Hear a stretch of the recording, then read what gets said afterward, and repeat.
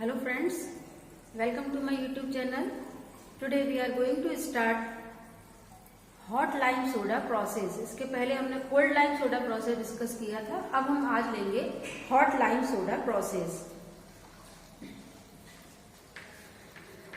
Hot lime soda process में हमने temperature जो है उसको इंक्रीज किया हुआ है और temperature should be maintain 94 to 100 degree Celsius. Temperature जो रिएक्शन वेसल्स का जो हमने मेंटेन करना है वो 94 से लेकर के 100 डिग्री सेल्सियस मेंटेन करना है. यही difference cold lime and hot lime soda process में होता है. और टेम्परेचर इंक्रीज करने से रिएक्शन फास्ट हो जाता है.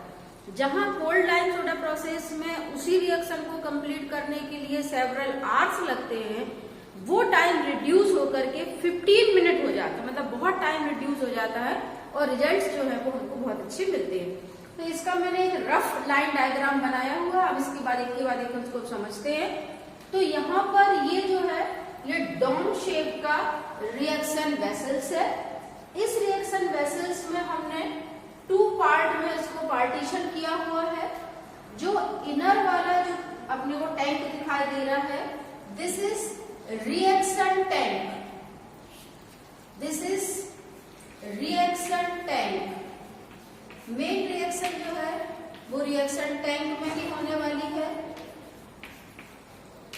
और इसमें यहां से चूंकि हमको टेम्परेचर मेंटेन करना है, इसलिए यहाँ पर टेम्परेचर मेंटेन करने के लिए हमने जो हीटिंग सोर्स जो लिया हुआ है वो लिया हुआ है स्टीम. क्योंकि स्टीम का जो टेम्परेचर है वो 100 डिग्री से ज्यादा हो नहीं सकता है और हमको अंदर का टेम्परेचर मेंटेन करना है 94 से लेकर के 100 डिग्री सेल्सियस. इस वजह से हमने स्टीम को एज ए हीटिंग सोर्स लिया हुआ है.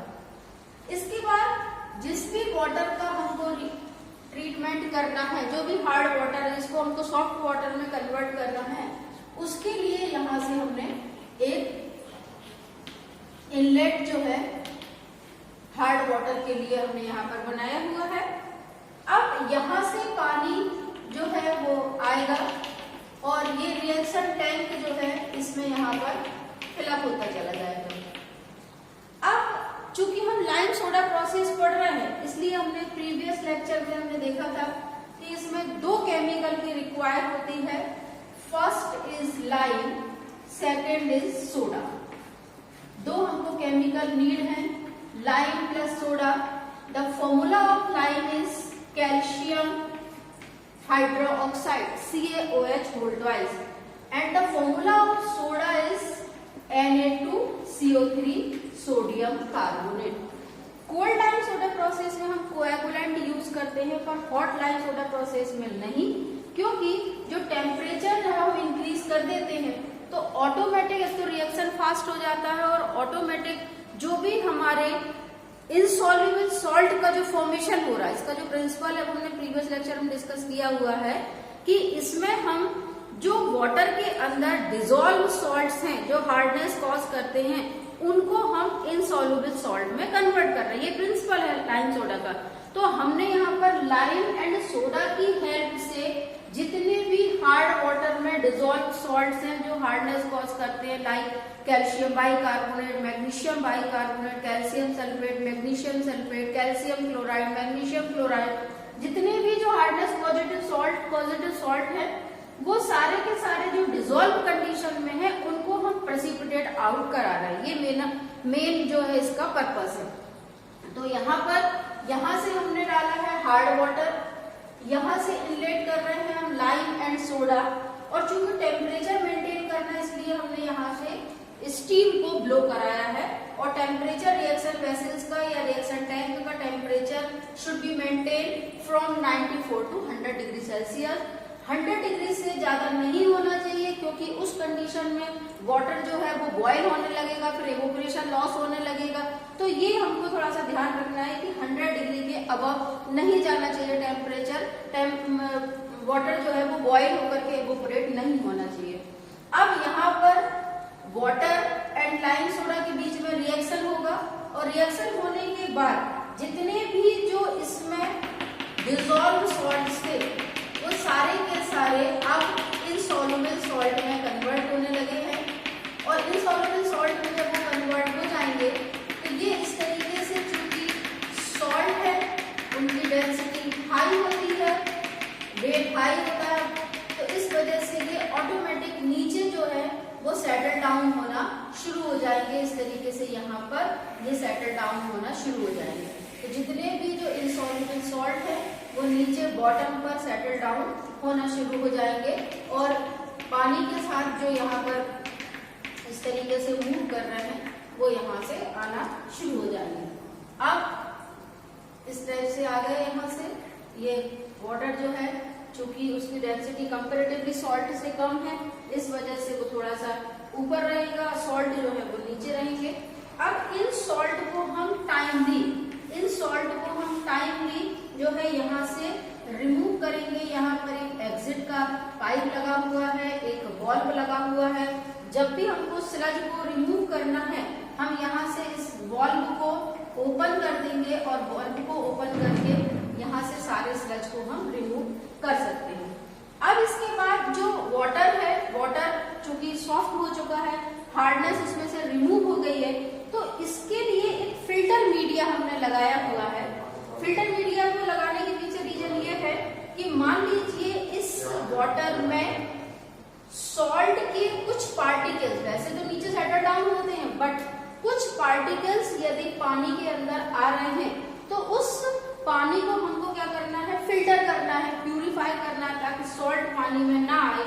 इसके लिए हमने एक फिल्टर मीडिया लगाया हुआ है जिसको हम बोल रहे हैं sand filter. This is sand filter. Cold lime soda process में हमने लगाया था wood fibre filter. Wood fibre filter में ये हो रहा था कि फंगस वगैरह लग करके वो खराब हो रहा था, तो उसकी जगह पे हमने बहुत अच्छा सैंड फिल्टर यूज किया हुआ है। इस सैंड फिल्टर में हमको 3 लेयर्स लगाना है। सैंड फिल्टर जो है उसमें हम 3 लेयर्स लगाते हैं। 3 लेयर्स में सबसे नीचे वाली जो लेयर होती है उसको हम बोलते हैं ग्रेवल। इसको हम बोल रहे हैं ग्रेवल। ग्रेवल एक्चुअल में क्या होता है, जो रेत के ही जो बड़े बड़े थोड़े से बड़ी साइज के जो पत्थर होते हैं उनको हम बोलते हैं ग्रेवल। तो ग्रेवल जो है वो हमने सबसे नीचे एक लेयर में ग्रेवल लगाया। उसके ऊपर हमने यहाँ पर दूसरी लेयर में लगाया हुआ है कोर्स डायमेंशन वाले छोटे छोटे से और थोड़े से ग्रिटी पार्टिकल्स, जिनको हम बोलेंगे ग्रेवल से थोड़े छोटे रहेंगे और फाइन से थोड़े से फाइन पार्टिकल से थोड़े से बड़े रहते हैं, तो उनका डायमेंशन होता है कोर्स डायमेंशन, यानी थोड़े से छोटे, बहुत फाइन भी नहीं और बहुत ज्यादा बड़े भी नहीं। तो कोर्स डायमेंशन वाले जो पार्टिकल्स होते हैं उनकी लेयर हमने यहाँ पर लगाई है। इसके बाद हम यहाँ पर थर्ड जो एक लेयर लगाने वाले हैं वो लगाने वाले हैं फाइन पार्टिकल्स की, यानी रेत के जो है थी अलग अलग तरीके के अलग अलग पार्टिकल्स होते हैं, तो इधर हमने लगा दिया है फाइन पार्टिकल। ये 3 पार्टिकल्स की लेयर जो है वो हमने सैंड फिल्टर में लगाई है। इनको सबको कंबाइन करके हमने सैंड फिल्टर बोला है।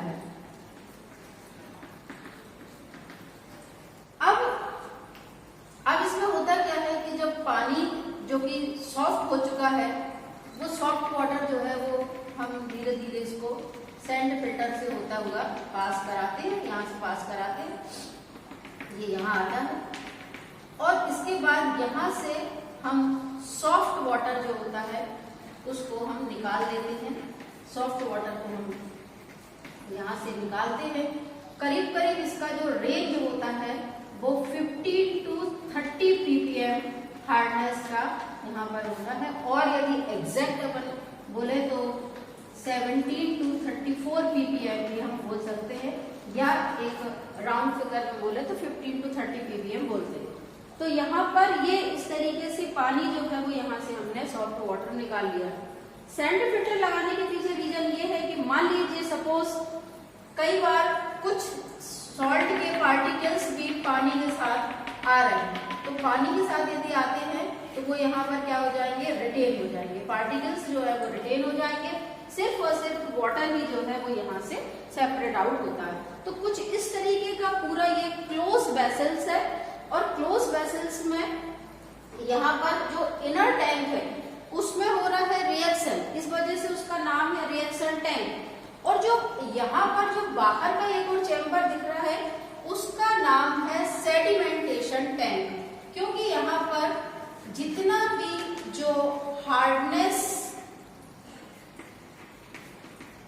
सेडिमेंटेशन टैंक, जितनी भी जो हार्डनेस प्रेसिपिटेट आउट हो रही है वो सारी की सारी नीचे क्या हो रही है, सेटल डाउन हो रही है। तो सेटल डाउन कराने के लिए यहाँ पर जो चूंकि सेटल डाउन ज्यादा हो रहा है यहाँ पर, इसलिए उसका नाम हमने सेडिमेंटेशन टैंक दे दिया, और यहाँ पर रिएक्शन हो रहा है इसलिए इसका नाम हमने रिएक्शन टैंक दिया। तो यहाँ पर लाइम सोडा जो प्रोसेस है उसका एक नाम और है, इसको आप ध्यान रखिएगा, इसको हम क्लार्क प्रोसेस भी बोलते हैं। This is Clark method. और 1841 में सबसे पहले ये इन्वेंट हुई। 1900 में ये इंडस्ट्रीज में यूज हुई। इंडस्ट्रीज में यूज होने का जो ईयर था वो 1900 था। 1900 में जब बहुत से साइंटिस्ट ने देखा और इसका यूज जो है वो यहाँ पर करना शुरू किया। तो एक थोड़ा सा यहाँ पर एक आपको एक छोटा सा नॉलेज है कि it is also called Clark method. First time 1841 में यहाँ पे यूज हुआ इसका। 1900 में सबसे पहले इंडस्ट्रीज में आया। और एक रिवर का नाम है थेमेस रिवर। ये थेमेस रिवर का सबसे पहले वाटर जो है वो ट्रीटमेंट किया गया। तो एक छोटी सी हिस्ट्री है जो हम अपने आंसर में मेंशन कर सकते हैं और अपने आंसर को और अच्छा बना सकते हैं, ताकि ज्यादा से ज्यादा मार्क्स जो है वो आप ले सके। तो ये पूरा यहाँ पर इसका ये डिस्क्रिप्शन है इस पूरी मेथड का। इसके बाद हम चलते हैं एडवांटेजेस एंड डिसएडवांटेजेस की तरफ। And now we will take advantages of lime soda process. तो लाइम सोडा प्रोसेस के यदि एडवांटेजेस को देखें तो सबसे पहले यदि इस मेथड को देखें तो इट इज वेरी इकोनॉमिकल, बहुत सस्ती होती है। कुछ केमिकल्स यूज होते हैं लाइम सोडा जो कि थोड़े से चीपी होते हैं, तो उनका यूज करके हम वाटर का प्यूरिफिकेशन करते हैं। तो देखा जाए तो ये इकोनॉमिकल है। दूसरा, जब हम हॉट लाइम सोडा प्रोसेस को हम लेकर के आते हैं तो वहां पर carbon dioxide, oxygen, free water मिलता है, क्योंकि टेम्परेचर हमने इंक्रीज कर दिया। तो जितनी भी डिजोल्व गैसेस जो है वो डिजोल्व गैसेस अपने आप ही इवोपरेट हो जाएंगी। और क्रोजन जो कॉज होता था कार्बन डाइऑक्साइड और ऑक्सीजन की प्रेजेंस के कारण, तो वो क्रोजन फ्री वाटर भी जो है हमको मिल जाएगा, क्योंकि इसमें कार्बन डाइऑक्साइड और ऑक्सीजन जो है वो इजीली इवोपरेट हो गए हैं। फिर इसके बाद यहाँ पर जो वाटर ट्रीटमेंट में हमने सोडा यूज किया। सोडा यूज करने से अल्कलाइन हो जाता है वाटर। वाटर का जो नेचर हो जाता है वो अल्कलाइन हो जाता है, और ऐसे अल्कलाइन वाटर में कभी भी पैथोजेंस नहीं डेवलप होते, कोई बैक्टीरिया वगैरह जो है वो डेवलप नहीं होते। तो ये जो है एक हमको एक एडवांटेज मिला है कि हमको पैथोजन फ्री वाटर जो है वो लाइम सोडा के थ्रू मिलता है। और नेक्स्ट एंड लास्ट है कि no coagulant is required. Coagulant material की जरूरत इसमें नहीं पड़ती है हॉट लाइम सोडा प्रोसेस में, क्योंकि यहाँ पर ऑटोमेटिक टेम्परेचर इंक्रीज करने से जो भी पार्टिकल्स जो भी हमको प्रेसिपिटेट मिल रहे हैं उनके पार्टिकल्स थोड़े से ग्रो रहते हैं, साइज में थोड़े से बड़े रहते हैं, तो इजीली वो सेटल डाउन हो जाते हैं। तो ये यहाँ पर इनके एडवांटेजेस है। अब इसके बाद हम देखते हैं डिसएडवांटेजेस। तो जहां पर एडवांटेजेस होते हैं वहां पे कुछ डिसएडवांटेजेस भी हमको देखने को यहाँ पर मिलते हैं, तो उनका भी डिस्कशन हमको यहाँ पे करना चाहिए। तो इसमें जो डिसएडवांटेजेस में सबसे पहला जो वाटर की क्वालिटी अपने को मिलती है वो करीब करीब हमको जो वाटर क्वालिटी जो हमको मिली है वो हमको 15 to 30 ppm वाटर की जो हमको यहाँ पर हार्डनेस वाला पानी मिला। तो ये हर जगह पे यूज हम नहीं कर सकते हैं। उसके बाद सेकंड जो हमने यहाँ पर Na2CO3 हमने यूज किया था, जिसके कारण वाटर अल्कलाइन हो गया था। तो पैथोजन फ्री तो हो रहा है, ये तो हमारा एडवांटेजेस में आता है। बट सोडियम कार्बोनेट के यूज होने से यहाँ पर जो एक प्रॉब्लम आती है वो प्रॉब्लम आती है कास्टिक इम्ब्रिटलमेंट की, जिसको कि हमने पहले डिस्कस किया हुआ है। कास्टिक इम्ब्रिटलमेंट की जो प्रॉब्लम हमको यहाँ पर आती है, तो ये एक बहुत बड़ा प्रॉब्लम बॉयलर के अंदर यहाँ पर रहता है। फिर इसके बाद नेक्स्ट है जो स्लज का डिस्पोजल। जो स्लज जो होता है उसका डिस्पोजल वो बहुत टफ होता है, मतलब उसका रिसाइकलिंग भी बहुत मुश्किल होती है, थोड़ा सा एक्सपेंसिव होता है। तो जो स्लज डिस्पोजल जो होता है it is very problematic.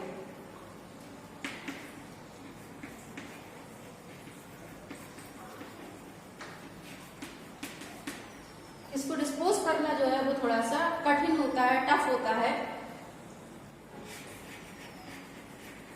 Large space is needed, बहुत बड़ी जगह चाहिए पड़ती है तब जाकर के यहाँ पर इसका इंस्टॉल किया जाता है। तो ये भी एक थोड़ा सा यहाँ पर लाइम सोडा प्रोसेस का प्रॉब्लम है। तो ये इसमें जो एक नेक्स्ट डिसएडवांटेज है, skilled supervision is required. Skilled supervision is required means यहाँ पर इसका जो कैलकुलेशन है वो बहुत टफ होता है। कैलकुलेशन इसके बाद वाले नेक्स्ट वीडियो में हम डिस्कस करेंगे। इसका कैलकुलेशन बहुत टफ होता है, इसमें लाइम कितना डलना है, सोडा कितना डलना है, उसका पूरा कैलकुलेशन होता है, उसके बाद ही ऐड किया जाता है। तो उसके लिए बहुत ज्यादा स्किल्ड पर्सन की जरूरत पड़ती है और बहुत ही स्किल्ड सुपरविजन में ही ये पूरी प्रोसेस को कंप्लीट कराया जाता है। तो ये एक इसके बड़े डिसएडवांटेजेस है लाइम सोडा प्रोसेस के। तो अभी तक जो हमने पूरा इस वीडियो में देखा है इसकी पूरी वर्किंग, उसका पूरा प्रिंसिपल और advantages and disadvantages. Next class में इसके ऊपर कुछ न्यूमेरिकल हम सॉल्व करेंगे और इसके बाद इन पूरे प्रॉब्लम को ओवरकम करने के लिए हमको एक और मेथड को डिस्कस करना पड़ेगा, दैट इज जियोलाइट प्रोसेस। ये सारे प्रॉब्लम उसमें जो है वो सॉल्व होंगे।